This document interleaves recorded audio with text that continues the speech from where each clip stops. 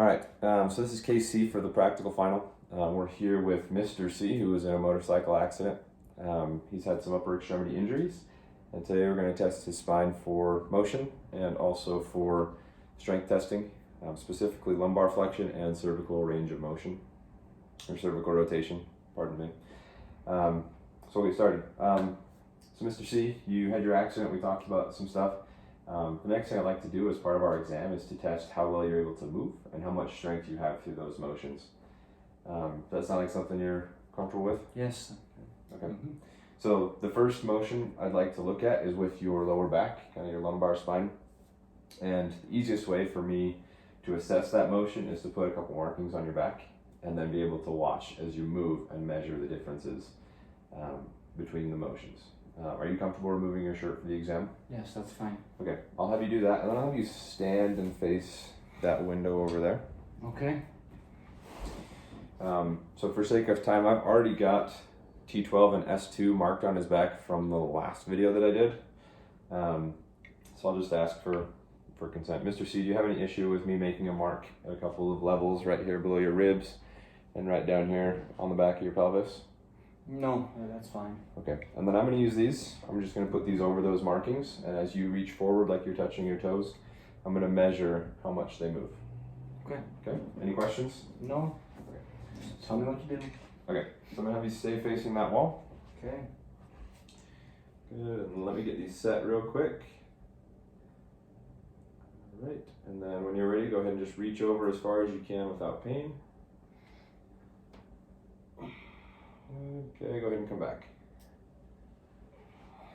Awesome. Did that feel okay? Mm-hmm. Awesome. All right. So on one inclinometer, I got 85. On the second one, I got 45. They were going in the same direction. So his range of motion is 40 degrees for lumbar flexion. Normal range of motion is 0 to 50 degrees. So he's lacking a little bit, but not terribly in the accident. So, okay. Next thing I'll have you do, if you'd like to, you can put your shirt back on for the rest of the exam. Yes, please. And then I'm going to measure how well you're able to rotate side to side with your head. Okay. I'm going to use this tape measure, and we're going to go from the tip of your chin up to kind of the edge of your shoulder. Okay. And then I'm going to have you rotate side to side, and we're going to measure the differences. Okay. Are you able to do that motion on your own pretty well without pain? Not bad? Yeah, no pain? No pain. Okay. Awesome. So I'm going to measure. Go ahead and just look forward. Nice tall posture for me. Very good. Okay, I got you 28 here. Go ahead and look towards your right shoulder as best you can. Very good. Good. And then I've got 14. So he's got 14 centimeters for cervical rotation to the right.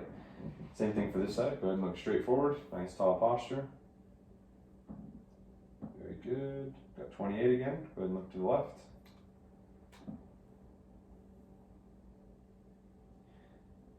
And I got about 16. So he's got 12 going to the left. Slight difference going to the left as opposed to going to the right. Standard range of motion for cervical rotation would be 0 to 80 degrees. With us using the tape measure, we would expect to see limited range of motion the first time, and then as we continue measuring, we'd expect to see his range of motion increase in the amount of distance that he can cover. So, all right, the next part of the exam, Mr. C, is we're going to test kind of the strength of those motions. So I'm going to have you lay on the table with your head at that end.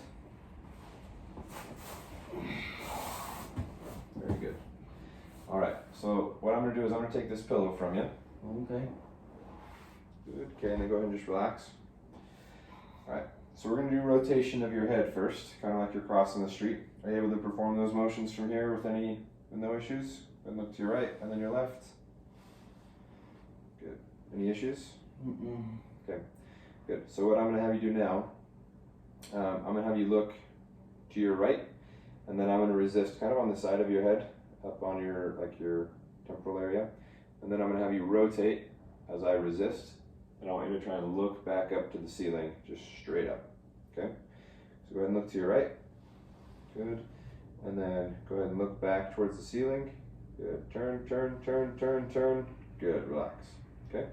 Go ahead and look to your left, Okay, and then go ahead and look back straight up at the ceiling. Turn, turn, turn, turn, turn. Good, relax. Any pain with those motions? No. Okay, awesome. So both of those tests, there was minor weakness noted, but it wasn't too severe, so I'd grade him as a 4 out of 5. Gravity minimal for this. We would have him seated, and we'd have him go one side to the other. He's already done that today, so we're not going to worry too much about it. Muscles that we're testing with this specifically are, one of them is the SCM, does a lot of the rotation for the cervical spine. But it looks like things are pretty okay for him right now.